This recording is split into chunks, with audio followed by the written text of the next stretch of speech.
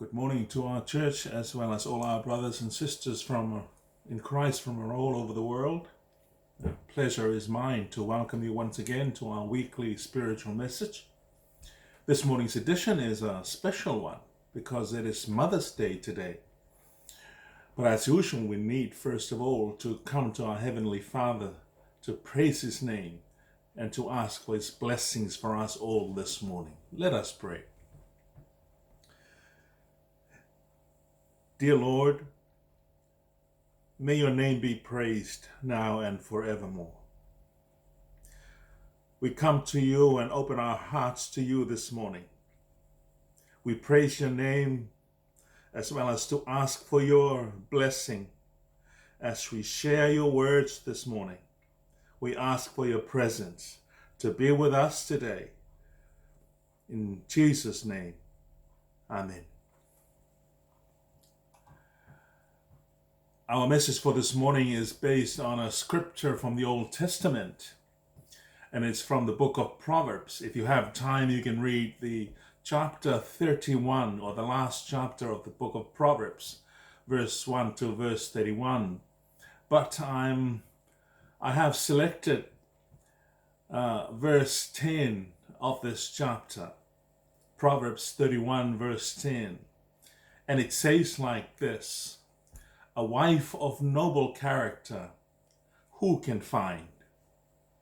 She is worth far more than rubies." A wife of noble character, who can find? She is worth far more than rubies. Today is when we honor our mothers. We honor and celebrate the mother in the family, as well as the influence of our mothers in our churches and in our society. And in recognition of this day, I thought it is appropriate that I would bring a biblical message to celebrate and honor all mothers. So for our Tina, as well as all mothers of our church, as well as all mothers listening in from around the world, congratulations to you all on this special day. We honor your love, we honor your wisdom, we honor your commitment. We honor your contributions to our families, our churches, and our society. For this morning's message, let us reflect on this verse from the book of Proverbs. The book of Proverbs is no stranger to many of us. It is one of the most precious books in the Bible. It was written by King Solomon himself, who was very famous for his wisdom. It is one of the books in the Old Testament that is theologically classified as a wisdom book. It teaches about wisdom, and it teaches about how to obtain wisdom. By the way, wisdom is a noun that is derived from the adjective and the verb wise. So a wise person is full of wisdom. Proverbs also teaches us how to live as a wise person. Because Proverbs talks about wisdom. In the first chapter of the book, the author gives us the recipe for wisdom. And that recipe is the fear of God. King Solomon says that the fear of God is the beginning of true knowledge, chapter 1, verse 7. And then in chapter 9, verse 10, Solomon says fear of God is the beginning of wisdom. So in order to be wise, we need to fear God. We need to honor God. And also the book of Proverbs talks about two kinds of women. Woman wisdom, which is the good woman, and woman folly, which is the bad woman. And in chapter 31, we encounter woman wisdom, giving advice to her son, King Lemuel. Some Bible scholars believe that King Lemuel is none other than King Solomon himself. And for that reason, in this message, I'm going to refer to King Lemuel as King Solomon. So in this chapter 31 is the one in which Lemuel explains the things that his mother taught him. Lemuel's mother is aware that God has chosen her son to be the king of Israel. And his mother wants him to be a godly king for God's chosen people. And as a mother, it is her desire for her son to be a good king who loves and cares for God's children. This is the image of the mother as the first ever teacher in our homes and our families. So it is important for you mothers to be good teachers, to be the voice that will guide and nurture the children for the future. Lemuel's words in this chapter are his mother's words to him. Solomon's mother desires the best for her son, and she knows exactly what her son needs to be that person. She says, "What shall I say to you, my son? What shall I advise you who were born to me?" And in the first 9 verses of this chapter, there are 2 important lessons that Solomon's mother tried to teach her son. The first lesson is about alcohol. It's about his drinking. The second one is about women. And it is not surprising that these 2 are closely related.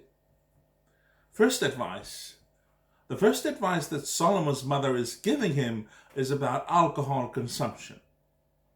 As the king of Israel, it is important for Solomon to keep the law and execute justice for the people.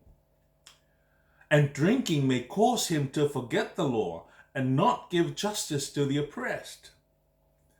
She also reminded her son not to forget that his duty was to speak up for those who cannot speak for themselves, ensure justice for those being crushed. His duty was to speak up for the poor and helpless and see that they get justice. Now, Solomon's mother never intended to let her son go without words of advice necessary to navigate his life and direct his life to thrive and prosper the people under his rule as the king of Israel. In the 1 Kings chapter 3, we learn about Solomon's prayer to God. He says to God, "God, give your servant a discerning heart to govern your people and to distinguish between right and wrong." Now, where did he learn how to pray? His prayer life started from home, from his mother. Second advice Solomon's mother is giving him is this: don't be deceived when it comes to women. She says, "Do not spend your strength on women and your energy on those who destroy kings." Very great motherly advice. Well, this is obviously a weakness of some men in the Bible as well as our time. But her advice didn't end there.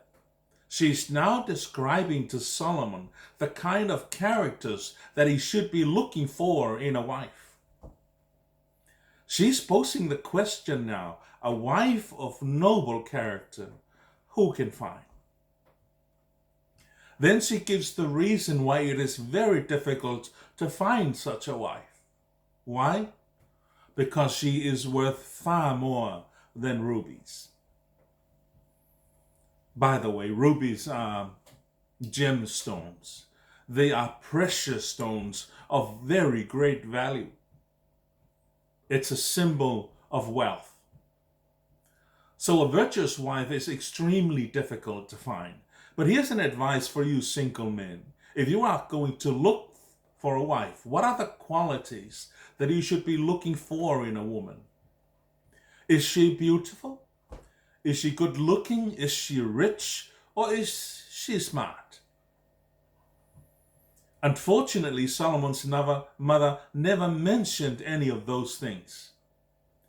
To her, those things are not important. She goes on to describe to Solomon the kind of qualities that he should be looking for in a virtuous woman. And I'm thinking that the tips and lessons Solomon's mother is giving him can also be important for all mothers on the celebration of your special day today. So what is a virtuous wife? What is a good wife? What are the qualities of a good wife? Solomon's mother is explaining to Solomon the qualities of good wife. And this is quality number 1. A good wife is a blessing to her husband. She is honest and supportive. Solomon's mother says, for a good wife, her husband has full confidence in her and lacks nothing of value. So the virtuous wife is a loving, humble, understanding, and a forgiving wife, and is trusted by her husband. So for a wife like that, we can picture in our minds the kind of environment in their home. There is love in their homes, there is harmony in their homes, and there is care for one another in her home. Solomon's mother says she's a blessing to her husband because she truly loves him. There is true love in that kind of woman. Paul says that true love is patient. Love is kind. It is not easily angered. It keeps no record of wrongs. Love does not delight in evil, but rejoices with the truth. It always protects, always trusts, always hopes, always perseveres. That's the kind of love that Paul is talking about, the love that the virtuous woman has. And this is the kind of motherly love that we need to have in our families and in our churches. And this is the kind of wife Solomon's mother desires her son to have. That is quality number one. Quality number two.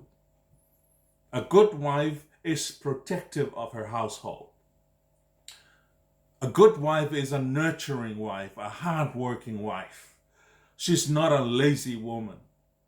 Solomon's mother says that a good wife selects wool and flax and works with eager hands. She's like the merchant ships bringing her food from afar. She gets up while it is still night. She provides food for her servants. She watches over the affairs of her household and doesn't eat the bread of idleness. This is a long description of a good wife who is a hard-working woman, and she goes the extra mile to ensure that her family lacks nothing. Quality number three. Solomon's mother says, the good wife is the one with vision. She considers a field and buys it. Out of her earnings, she plants a vineyard. She sees that her trading is profitable and her lamp doesn't go out at night. A good wife is clothed with strength and dignity, and she can laugh at the days to come. A description of the activities of a virtuous wife who is strategic in her approach. She plans and visualizes the future needs of her family, and then she identified the strategic steps towards achieving that goal. Her vision is the key to preparing for that future, especially when bad days are ahead. Quality number four. A good wife is a kind and compassionate woman. She's willing to share the fruit of her hands with other people. She loves inviting people into her home and share a meal with the unfortunate. She considers the plight of others and willingly offers them help. Now, Solomon's mother says that a good wife opens her arms to the poor and extends her hands to the needy. A good wife loves hospitality. The widows, the poor, the children, and the needy have a special place in the heart of God. And God has given specific instructions to the people of Israel to consider and care for the widows, the children, and the poor people. And the good wife also has a heart for the less fortunate in her society. Quality number five. The good wife is a people person. She establishes a good rapport with other people. She treats others with respect and kindness. Solomon's mother told Solomon, the virtuous wife speaks with wisdom, and faithful instruction is on her tongue. Her husband is respected at the city gate, where he takes his seat among the elders of the land. So when it is the appropriate time to speak, the good wife knows what to say, how to say it, and when to say it. Solomon's mother says that a virtuous wife is in her tongue the law of love. Quality number 6. A good wife fears God. Solomon's mother told him that charm is deceptive and beauty is fleeting, but a woman who fears the Lord is to be praised. It is the desire of Solomon's mother for her son to look for a God-fearing wife. A God-fearing wife is full of wisdom. In the earlier chapters of the book of Proverbs, King Solomon say, the fear of God is the beginning of wisdom. Now, what does it tell us? Does it ring any bell to you? Do you relate to the kind of wife that Solomon's mother is talking about? Maybe Solomon's mother was describing herself to her son. Maybe she's saying to her son, I am the virtuous wife. I am the noble wife. I am the good wife because my husband is the greatest king of Israel. I am the kind of wife that makes kings and not destroys kings. I am the kind of wife and mother that builds nations and not destroy nations. I am the kind of wife and mother that builds families and not destroys families. I am the kind of wife and mother that builds churches and not destroying churches. I am the kind of wife and mother that builds community relations and not destroying them. Solomon's mother asked the question, and then she answers the question herself. She asks, a wife of noble character, who can find? Who can find such a wife with a complete set of virtues that makes her a virtuous woman? And then we don't have to find the answer because she provided the answer herself. She says it's very difficult to find such a wife because she is worth far more than rubies. Rubies are a symbol of wealth. So a good wife, no amount of earthly wealth can even purchase such a wife. We can picture Solomon's mother asking him, now listen to me, my son. Ask God to give you a great wife. Now in conclusion, let's go back and recapture some of the things that I've talked about. A good wife is a blessing to her husband. She is honest and supportive. The virtuous wife is a loving, a humble and understanding and a forgiving wife and is trusted by her husband.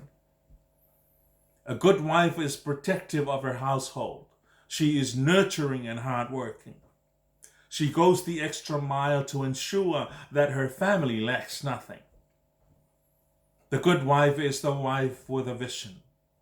She plans and considers the future of her family, and then she works to ensure that her plans are fulfilled. A good wife is a kind and compassionate woman. She's willing to share the fruits of her hands with other people. She considers the plight of the poor and willing to help. The good wife is a people person. She treats others with respect and kindness. She speaks with wisdom. And then a good wife fears God. It is the desire of Solomon's mother for her son to look for a God-fearing wife who is full of wisdom. Question for you is, are you that kind of mother? Are you that kind of wife? The kind of wife that builds and not destroys. The fear of God is the beginning of wisdom. Wisdom enables us to understand and appreciate the great love of God revealed through Jesus Christ. This is the love that fosters the relationships. This is the kind of love that fosters the virtue and love of the good wife and the good mother. A wife of noble character, who can find? She's worth far more than rubies. Let us pray. Dear Lord, we thank you for your word. We thank you for speaking to us this morning, and every day of our lives we read your Bible.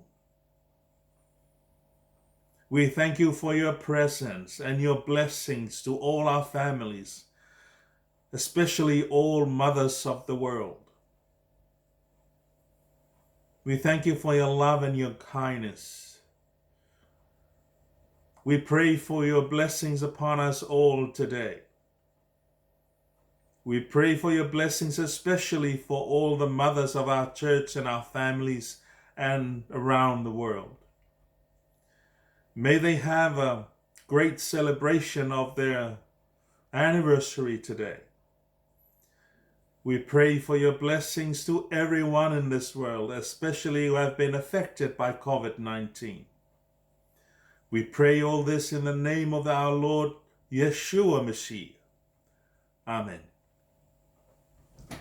Now have a great Mother's Day to all of you mothers. Love you all. Thank you.